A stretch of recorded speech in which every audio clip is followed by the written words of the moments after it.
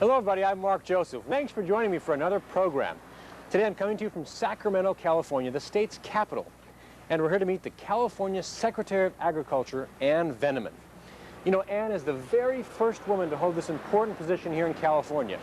Well, we'll talk to her today about California agriculture, oranges, beef, dairy, many other products that California sends around the nation and around the world. We'll talk to her about who produces it, who purchases it, and who promotes it. So please join us for our special guest, California's Secretary of Agriculture, Ann Veneman.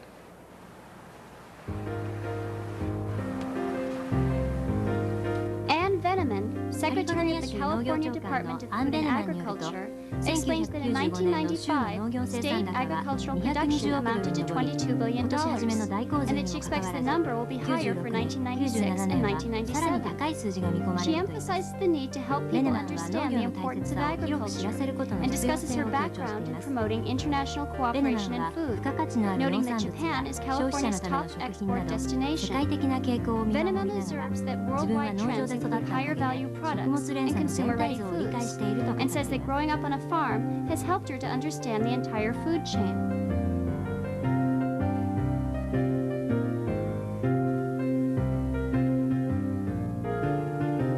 Ann, thanks for joining us today. Thank you. It's nice to be here. Can you tell us something about your job here? Well, the title of my job is Secretary of the California Department of Food and Agriculture, and in that capacity I oversee the operation of the department which regulates the agriculture industry in California to a great degree, and the industry, of course, is a very important one in California, producing in 1995 about $22 billion in production, about $12 billion in exports, and over $70 billion in related economic activity for the California economy. What sorts of things did you learn during that time that have applied to your work now? Well, a tremendous amount. I can't say how thankful I am to have had the experience at the federal level before taking on the responsibilities at the state level. I started out in USDA primarily in the trade area, working in the Foreign Agricultural Service, and later as the Deputy Undersecretary for International Affairs and Commodity Programs, really overseeing the trade programs of USDA, including not only the trade promotion programs, but the attaché programs where we have people from USDA and all the embassies throughout the world, and then the international cooperation programs. It was a time to be involved in international work that was very interesting, because it was a time when we saw the Berlin Wall fall, the collapse of the Soviet Union, the Iraq War, some of the things opening up in Latin America, and USDA was very involved because agriculture is usually so critical to these economies, and food aid is something that's immediately available for the U.S. government in terms of helping some of these countries in need. Can you give us a general overview of maybe the state of agriculture in California right now? Well, I think overall we have a very excellent and continually growing agricultural economy. As I mentioned, our 95 figures showed a $22.1 billion production number. I expect that number will be higher for 96 when we see all the numbers come in, because I've seen some of the preliminary numbers coming in from the counties now. And I think that despite the fact that we started 1997 with some very severe floods in California, that we were fortunate to have them happen at a time when the trees and vines were in dormancy, and much of it affected grazing land, and many of the row crops weren't planted. So hopefully we will not see tremendous effects from those floods.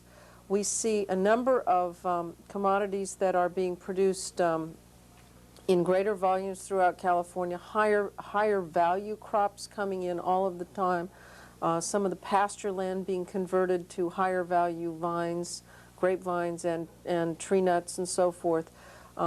As irrigation technologies become more prevalent, and the deregulation of the cost of power has helped create some increased efficiencies for agriculture as well.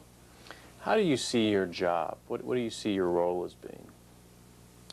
Well, I think that obviously we have the day-to-day operation of running a bureaucracy that's about 1,700 employees. But in addition to that, we've tried to be very proactive to get the message out about the importance of agriculture to people's daily lives, both here in California, throughout the nation, and throughout the world. Everyone has to eat. And so agriculture is something that will never go away. And yet so many people now go to the grocery store and pick up that carton of milk or the bag of rice, and they don't have any idea where that product comes from.